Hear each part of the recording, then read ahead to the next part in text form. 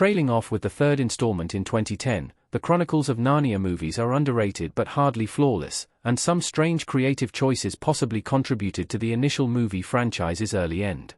After the stunning debut of The Lion, the Witch and the Wardrobe in 2005, filmmakers quickly got to work on the following book, which meant casting British actor Ben Barnes as the title character, Prince Caspian, destined to become the new King of Narnia.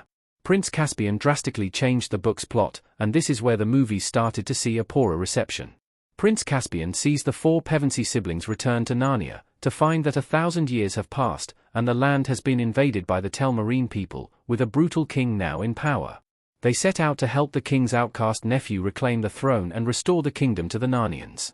Netflix's Narnia reboot will more than likely be readapting this story eventually, with Greta Gerwig putting her spin on it, but Ben Barnes was still compelling in the role. However, Narnia is in good hands when Gerwig as a director probably won't make the same nonsensical choices concerning Caspian. Ben Barnes was against dropping Prince Caspian's accent in The Voyage of the Dawn Treader. Caspian's actor saw the problem with this change. The Telmarine population from which Caspian hails is loosely characterized as Mediterranean, and Ben Barnes adopted a Spanish accent for the Prince Caspian movie. However, when he returned for The Voyage of the Dawn Treader, he was told by the new director to return to his real English accent, a choice that Barnes was against. As far as why Caspian is suddenly, inexplicably British, Barnes revealed in a live stream with Narnia Web in 2020 that he fought the change, but evidently failed. The Telmarine's accents in Prince Caspian were already regarded as somewhat jarring, without there being a clear, hard reason for them. However, Barnes spotted that the abrupt shift would be even more disruptive, as he had already established a certain version of this character in the movie universe. Letting him use his own accent, to begin with, might have been the right choice, avoiding potential errors with his adopted accent, but this was already said and done by the time of The Voyage of the Dawn Treader, the movie that would ultimately end Narnia's first cinematic run. Why Prince Caspian's accent changed in the Chronicles of Narnia movies? The new director seemed to want to return to English Narnia. Ben Barnes as Prince Caspian smiles in the Chronicles of Narnia, Prince Caspian smiling.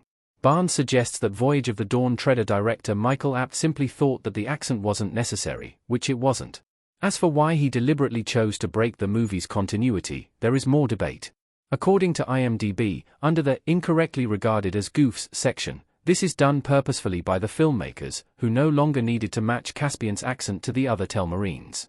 People's accents change over time in real life as well. It has been suggested that in-universe, Caspian's accent shifted the more time he spent around the Narnians, who are all seemingly British, while Caspian's accent could have realistically changed somewhat as he lived among people who spoke differently. It seems unlikely that it would have been completely eradicated, and there would still be some of his old accent after only 3 years. IMDb touches upon a salient point, that there is less thematic reason in the third movie to associate Caspian with the foreign population of the Telmarines.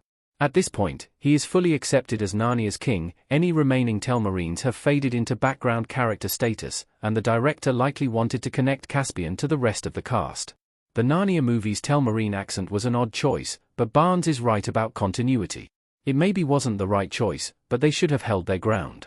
Barnes also discussed with Narnia Web the general oddity of the Telmarine actors being told to use Spanish accents, when the characters speak English, and many of the actors were actually Italian. Barnes mentioned that his only real reference for a Spanish accent in spoken English in a movie, at the time, was Inigo Montoya in The Princess Bride, on which he based his accent.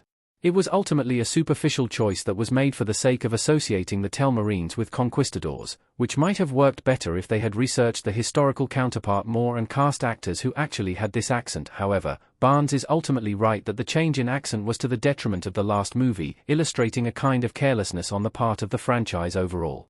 Because the various installments of the Chronicles of Narnia are largely standalone adventures, there is some room for different directors to bring their own visions and change the plot how they like.